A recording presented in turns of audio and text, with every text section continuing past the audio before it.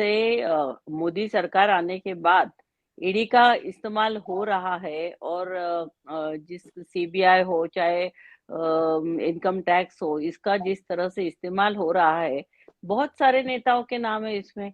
लेकिन भावना गौड़ी का था, फिर प्रताप सरनाइक का था, यशवंत यादव का था। जितने भी लोगों का नाम आता है वो भाजपा को अगर चाहते चले जाते हैं तो उनके ऊपर कोई आरोप ही नहीं लगता है ना। तो मुझे लगता है कि ये नेताओं को डराने के लिए, घबराने के लिए, और एनसीपी के 3 नेताओं के ऊपर इसकी कार्रवाई हुई है। छगन भुजबल जी तो 2.5 साल जेल में थे। तो ये सब है, संजय राउत जो बहुत बोलते हैं इनके खिलाफ, तो उनके ऊपर भी कार्रवाई हो रही है।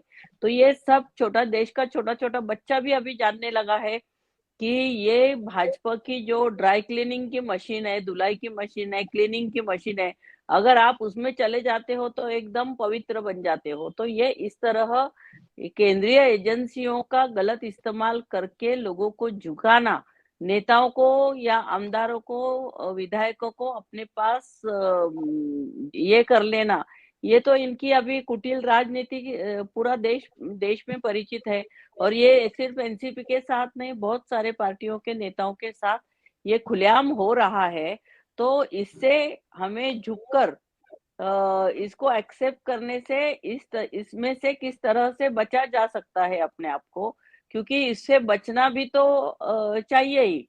अगर हर एक कोई जाके जेल में बैठेगा तो किस तरह से राजनीति करेंगे। क्योंकि ये जो डर है, एक खौफ पैदा किया है भाजपा के लोगों ने, ये सबको मालूम है। और अभी महाराष्ट्र में फिलहाल महाविकास आघाड़ी का बहुत अच्छा काम चल रहा है, जिसमें एनसीपी का आप देखेंगे तो बहुत ही अच्छा पूरे महाराष्ट्र में वातावरण एनसीपी के लिए भी बन गया है, शिवसेना के लिए भी बन गया है और कांग्रेस के लिए भी बन गया है। अगर ये तीनों महाआघाड़ी में एक साथ रहते हैं तो भाजपा को ये बहुत अच्छी तरह से पता है कि हम फिर से चुन के नहीं आ सकते।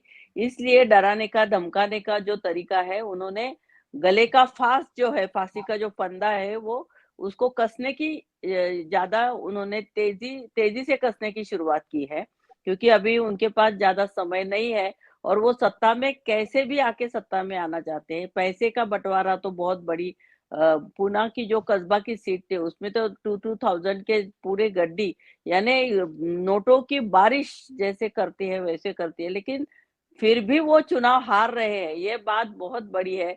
और जिस तरह से पूरे पॉलिटिकल पार्टी ये ईवीएम मशीन के ऊपर भी जिनका डाउट है, तो इसके लिए मुझे लगता है जल्द से जल्द इसका भी कोई एक ये निकालना चाहिए। क्योंकि अगर अभी हम लोग सब लोग यही कहते हैं कि भाई गुजरात में और यूपी में खाली भाजपा का वर्चस्व है, बाकी स्टेट्स में नहीं है। तो ये सच बात है। तो ये 224 में फिर से भाजपा कैसे आ सकती है? तो ये भाजपा नहीं आएगी, लेकिन भाजपा ने एक हवा खड़ा किया है कि अगर हम लोगों को आप वोट नहीं देंगे तो हम लोग क्या क्या कर सकते हैं।